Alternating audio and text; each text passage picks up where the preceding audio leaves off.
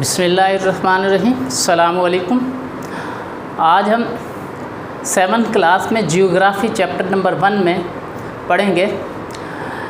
उसके लिए एक टॉपिक है कंपोजिशन ऑफ अर्थ इंटीरियर्स, ज़मीन का अंदरूनी हिस्सा।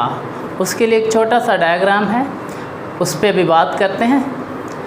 तो ये आपको नज़र आ रहा है, इस पे जो ज़मीन का ये ऊपर वाला हिस्सा है, ये वाला, इसे क्रस्ट कहते हैं, क्रस्ट।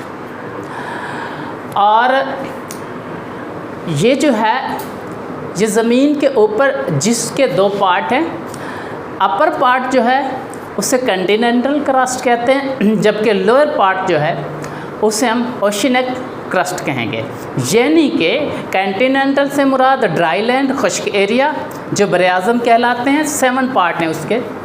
और जो लोअर एरिया है उसमें हमारे पास है ओशिनिक क्रस्ट, जिसमें 5 समंदर पाए जाते हैं, बहर है, ये उसमें है। जबकि उसके बाद बात करते हैं मेंटल, तो ये ज़मीन का उससे नीचे वाला एरिया, यानी कि बिलो द क्रस्ट, क्रस्ट के नीचे वाला जो एरिया है उसे मेंटल कहते हैं। इसके भी 2 पार्ट हैं, अपर पार्ट और लोअर पार्ट। जब इसके बाद मज़ीद अंदरूनी हिस्से पे चलते हैं तो यहाँ पर बात करते हैं, तो इसके 2 पार्ट हैं, जहाँ पर भी ये कोर कहलाता है। यहाँ पर 2 हिस्से इसके बने हुए हैं, जिसमें एक्सटर्नल कोर है और इंटरनल कोर है। अब इसके बारे में हम थोड़ा सा डिस्कस ये करते हैं कि crust surface of earth consist of water and dry land, ज़मीन का खुश्क एरिया और वाटर एरिया जो है ये क्रस्ट पर मुश्तमिल है। Upper most and less thick sphere of earth is known as crust. Thickness of crust 8 to 40 kilometre. जो क्रस्ट क्या थिकनेस एरिया है, मोटाई उसकी है, वो तकरीबन 8 से 40 किलोमीटर तक जाता है। Upper part is Continental crust कहलाता है, जबकि लोअर पार्ट जो है वो ओशिनिक क्रस्ट है इसमें। उसके बाद बात करते हैं मेंटल। मिडल लेयर है ज़मीन का दरमियानी हिस्सा। Mental is below the crust, crust से नीचे वाला एरिया मेंटल में शुमार होता है, मिडल लेयर है। Upper mantle is 670 kilometre. जो मेंटल है, मिडल लेयर का ऊपर वाला हिस्सा जो है उसकी जो है थिकनेस वो 670 किलोमीटर है, जबकि जो लोअर मेंटल है वो 2230 किलोमीटर है। उसके बाद बात करते हैं कोर। इसके भी 2 पार्ट हैं। Sphere present under mental is called core. अब इसमें thickness of external core is 20 to 50 kilometre जो है। Thickness of internal core 1220 kilometre है।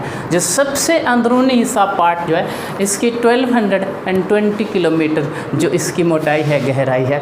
अब थोड़े से इसमें चंद और पॉइंट्स हैं, इसमें बात करते हैं बिग प्लेट्स। दुनिया में 7 बिग प्लेट्स हैं। उसमें नंबर 1 पे पैसिफिक प्लेट जो बहरुल काहिल की प्लेट्स कहलाती है। उसके बाद नॉर्थ अमेरिकन प्लेट्स है, साउथ अमेरिकन प्लेट्स है, यूरेशियन प्लेट्स है। और इसमें यूरोप बरआज़म और एशिया के बरआज़म दोनों पर मुश्तमिल एक प्लेट्स है, जिस पर ये दोनों बरआज़म वाक़ हैं। प्लेट्स क्या है, उसके जिस हिस्से पर मूवमेंट होगी वहाँ पर ज़लज़ले के झटके महसूस किए जाते हैं। तो ये प्लेट्स की मूवमेंट की वजह से ज़लज़ला वजूद में आता है। अफ्रीकन प्लेट्स है, उसके बाद ऑस्ट्रेलियन प्लेट्स है और अंटार्कटिका प्लेट्स। तो ये वर्ल्ड की 7 बिग प्लेट्स हैं जो मैंने शेयर किए आपके साथ। उसके बाद सेस्मोग्राफ क्या है, ज़लज़ला पैमा, ज़लज़ला की पैमाइश करने वाला आला। The instrument used to measure the intensity of earthquake is known as seismograph. ज़मीन की में जो अर्थ है, क्वेक है, ज़लज़ला है, उसकी पैमाइश करने के लिए जो आला इस्तेमाल किया जाता है उसे सेस्मोग्राफ कहते हैं। और यहाँ पर रिचर स्केल क्या है, the intensity of earthquake is measured by a scale called Richter scale. जिस पैमाने से, जिस स्केल से अर्थक्वेक की पैमाइश की जाए उसे रिचर स्केल कहा जाता है। उसके बाद एक लफ्ज़ और है सुनामी।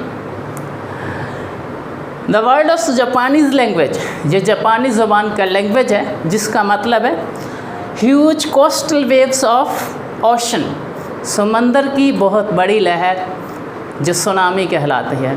तो ये आज का जो टॉपिक थे जो मैंने आपसे शेयर किया है। अल्लाह हाफ़िज़।